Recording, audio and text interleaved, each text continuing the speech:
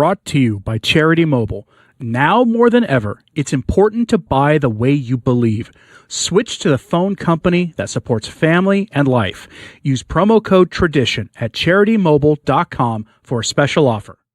If you're looking for a clear sign that Pope Leo is going to retain all of Pope Francis's members of the hierarchy in the Roman Curia in their current posts, we got a big update over the weekend that all the news reports are focusing on the wrong person in this, because there's a myth going around. It's a sort of a coping mechanism from some well-meaning conservative, traditionally minded Catholics that Pope Leo and Cardinal Supich, for example, are butting heads and not on the same page about things. If that was the case, what I'm about to report to you would not have happened. Part of that same coping mechanism is also that Pope Leo is looking for an appropriate place to send Cardinal Fernandez sometime this year. I'd love to be wrong, but if he was doing that, you wouldn't get this story today. But the media is completely focusing on the wrong part here, partially because it's scandalous, but not as scandalous as the retentions he just announced. So go to start here with Gloria TV's en.news service. Headline: Leo XIV fills congregation of bishops with Francis-era members, adds Sister Brambilla. So, you now have a nun who's going to be placed in a position to order around priests and to have an authority of some kind over bishops. That is disordered, never allowed in the history of the church until Francis started doing it, and so now Pope Leo is adding to it. There's more to this. They're all focusing on Sister Brambilla. Here's the article. Very short. Pope Leo XIV has named today Sister Simona Brambilla as a member to the Dicastery for Bishops. He also confirmed numerous previous members, including the outrageously pro-James Martin types, Cardinal Supich, Tobin, Fernandez, Gresh, Tolentino de Mendoza, Cobo, and Hoing-Sick. Now, all of these are outrageously modernist. Every one of them should have been kicked out of the Roman Curia. But now he's confirmed them to being key actors in the Dicastery for Bishops, in addition to their other duties. Meaning, if he's going to get rid of any of these people from the posts they hold now, he wouldn't keep them. Maybe Cardinal Supich could still do that since he is of the age to have submitted his retirement for being the Archbishop of Chicago, and that wouldn't keep him from being a key actor in the Dicastery for Bishops. But I mean, there it is, though. These are the men who will be in charge of choosing who gets promoted to be a bishop, which bishops get promoted to be archbishops, and which bishops and archbishops, in theory, are given the nod to become cardinals or have key posts in the Roman Curia. The status quo is not changing. These people who have their jobs are going to keep them or get better ones for them. But he appointed a 60-year-old nun to be the prefect of the Dicastery for Institutes of Consecrated Life and Societies of Apostolic Life. That is disordered. This is not how the authority of the church has ever been handled in its history. And now he has put a nun in charge of bishops and priests. Wonderful. But read this list of names, and I'm going to ask yourself a very key question. Is he going to get rid of these people from their main posts? Probably not. Cardinal Parolin, Secretary of State. Cardinal Kurt Koch, the author of a document essentially abolishing the papacy as we know it. 75, could be retired at any moment from anything important. Prefect for the Dicastery for Promoting Christian Unity. Cardinal Braz de Aviz, 78. He's a cardinal and prefect emeritus for the Dicastery for Consecrated Life. He is one who should actually be in charge of that, of maybe this Dicastery. He's of an age where he could do it for a couple of years. And quite frankly, the Pope is free to give somebody a dispensation when they hit 80, right? You can stay on because you're in good health. So you can stay on until that changes or until I get tired of you. Gives him a dispensation. Here's a couple here. Cardinal Supich, Cardinal Archbishop of Chicago, 76 years old. By the way, he turns 77 in March. Just reconfirmed to this Dicastery. I would take that to mean that if you are in the Archdiocese of Chicago, he's going to be your bishop for at least a couple of more years. Then you got Tobin, Cardinal Archbishop of Newark. And then you go down here, Cardinal Cobo, who is one of the more heinous members of the Spanish Bishops' Conference. He is basically helping turn Spain into Germany in terms of church life. The General Secretary of the Synod got reconfirmed. I mean, all these. Cardinal Roche got reconfirmed. Victor Manuel Fernandez, only 63 years old, by the way. He could serve as Dicastery, as a doctrine chief for the church for another 12 years minimum, potentially 17 more years. Reconfirmed Dicastery for the Doctrine of the Faith. These are all members of the Dicastery for Bishops as support members who will be answering, in theory, to this nun. The lowest ranking member in the hierarchy in terms of, other than like lay people, has the same job now, ordering bishops around. It's completely disordered. But every one of those members reconfirmed their posts, have curial positions. This is a clear sign he's not getting rid of these people from their main posts.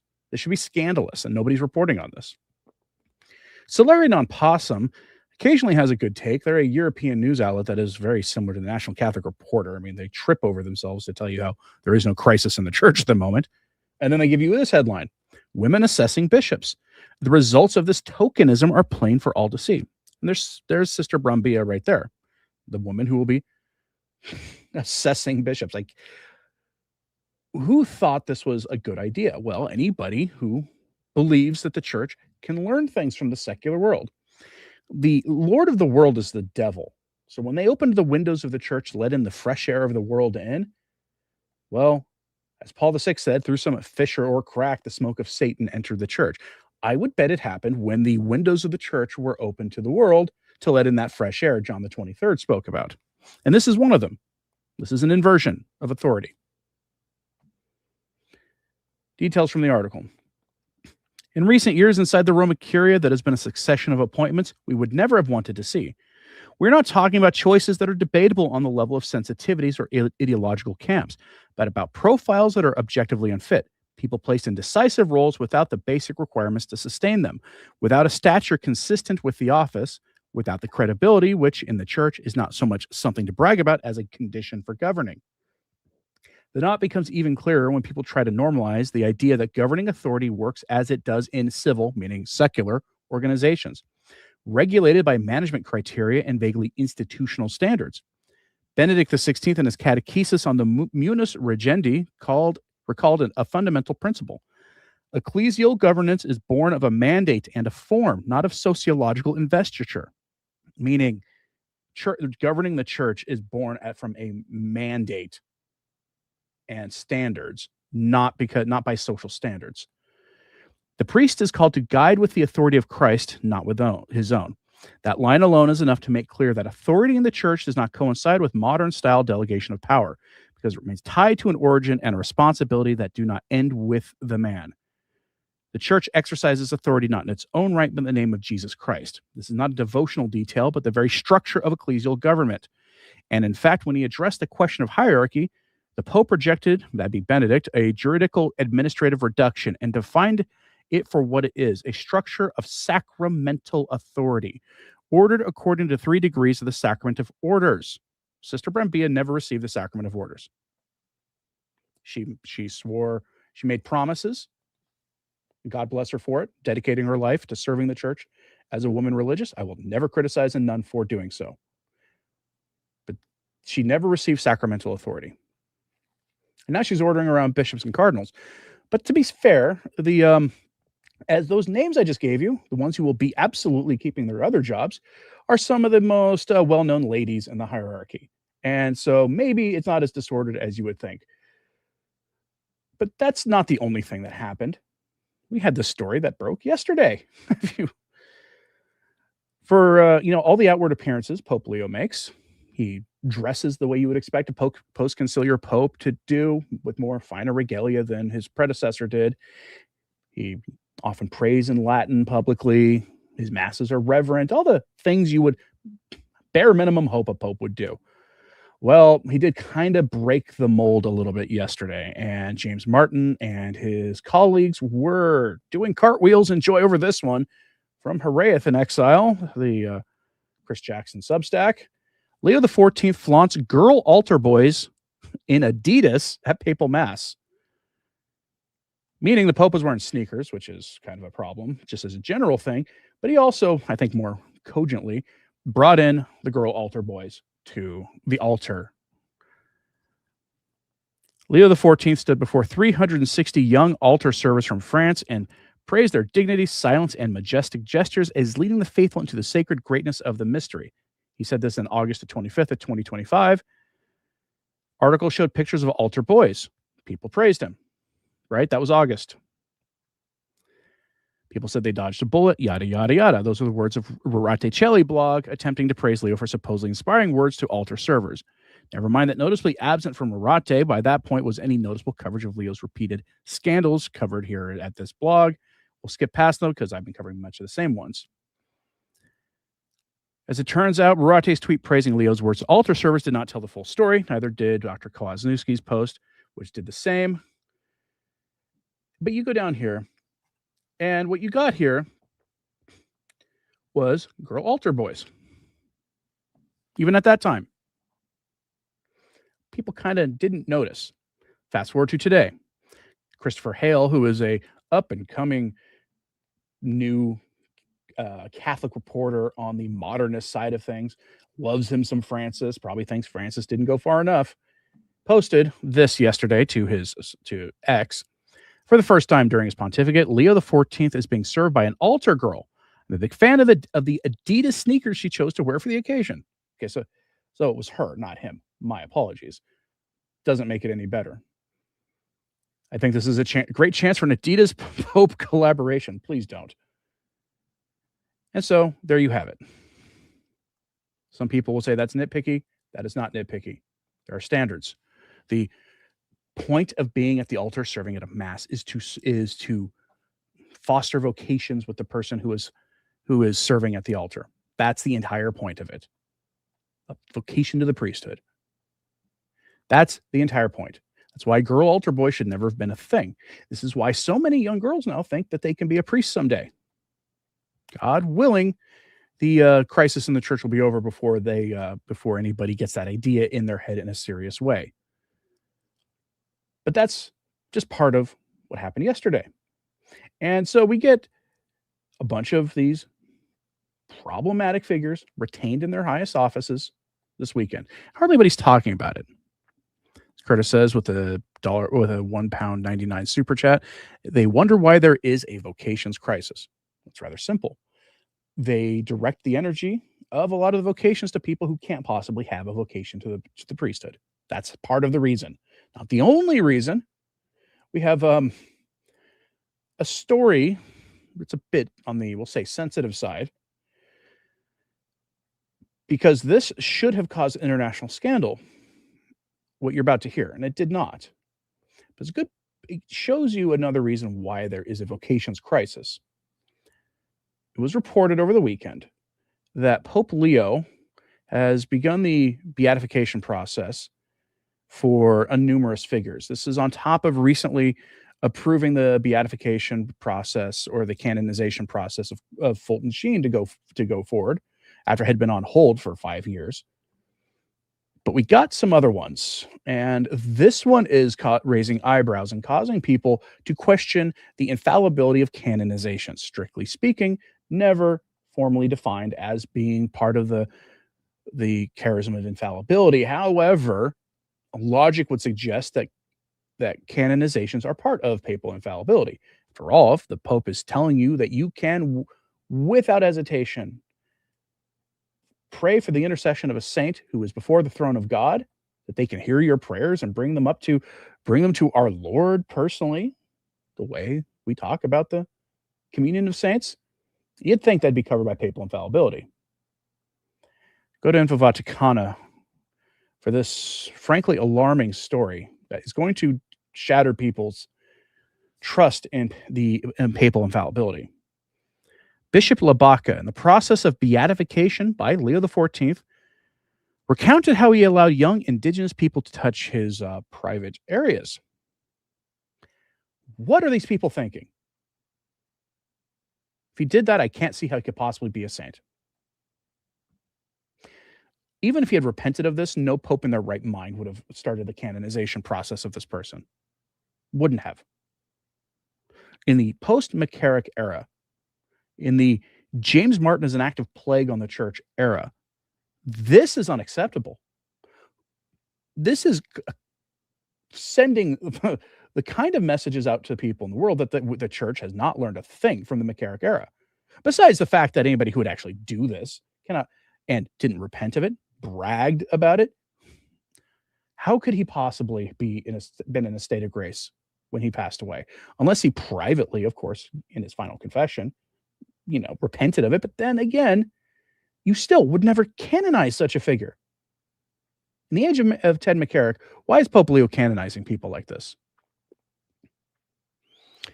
The portal Info Catholica has highlighted the deep controversy surrounding the beatification process of Monsignor Alejandro Labaca, opened in May 2025 by Leo XIV, and has done so by recalling something that for years has remained in a discrete second plane. The explicit texts, written and published by the protagonist, meaning Labaca himself, which describes situations of systematic being without clothing, sexualized coexistence with people way too young for that kind of thing, and a conception of enculturation, meaning bringing in pagan elements to the faith, based on liberation theology, which did not intend to modify local customs, but to idealize them and integrate into them. A failed and absurd vision that is also seriously challenged the moral tradition of the church and its missionaries. That's putting it mildly, over at Info Vaticana. It is important to note that in the analysis of Bishop Labaca's autobiography, we are not dealing with rumors or hostile reconstructions. We are dealing with pages printed in the Chronica Hurani and in other autobiographical writings by Labaca himself. His beatification process was officially opened in May 2025 when Pope Leo XIV authorized the promulgation of the decrees recognizing his life as an offering of life and his venerability, thus marking the initial phase of the path toward beatification in the Catholic Church. This act is not merely a formality. It implies that the Holy See recognizes that Labaca lived his missionary vocation with heroic dedication unto death, and it places him in the stage of venerable servant of God, a necessary prior step before he can be declared blessed, and in the future, a saint if the conditions are met. Precisely for this reason, what appears there demands serious, direct reflection without euphemisms. The discussion cannot be reduced to personal sympathies or emotional judgments about his violent end. With an open beatification process, it is important to examine the texts, the concrete pastoral decisions, and their coherence with the moral doctrine of this bishop in Catholic teaching. Then it goes on to talk about being without clothing is a sort of a blessed situation. He elevates that way of living to an almost theological category. He says the practice of the indigenous people in question who do not need clothes to safeguard their norms of natural morality. Sure. And he adds, they live naked and I too was often like them. It's not merely a matter of tolerating a local custom while proclaiming the gospel. It is about assuming it as an original moral paradigm, as a return to the paradise before sin. They quote him with that, saying, God has wanted to preserve in this people the way of life, the natural morality, as in paradise before sin. The issue is not the fabric, but the theology. In the Christian tradition, modesty is not a secondary cultural convention, but an anthropological expression linked to the consciousness of original sin and the dignity of the body. Presenting a specific culture as an intact preservation of pre-lapsarian natural morality implies a profound theological idealization. Proper enculturation, according to the magisterium, involves assuming what is true and good in each people, but always in the light of the gospel. When adaptation is formulated in terms of original moral superiority, the risk is no longer practical, but doctrinal. And then it goes into how he used to bathe and coexist without clothes with these people. The situation did not end there. He himself acknowledges attempts at provocation. One of the adolescents wanted to excite me, and I prevented it with smiling energy. Well, there's that at least. He prevented it, but with smiling energy. Another passage he recounts, Piego stayed, apparently without a hammock, and approached my bed. I shared the bed, lying down, without clothes, under the same mosquito net. and even more explicit than that, and I won't read that. But it involves impure touching of the kind that would be reserved for those in the married state and no one else. And we all get to call him blessed soon. What is going on? What in the world is going on?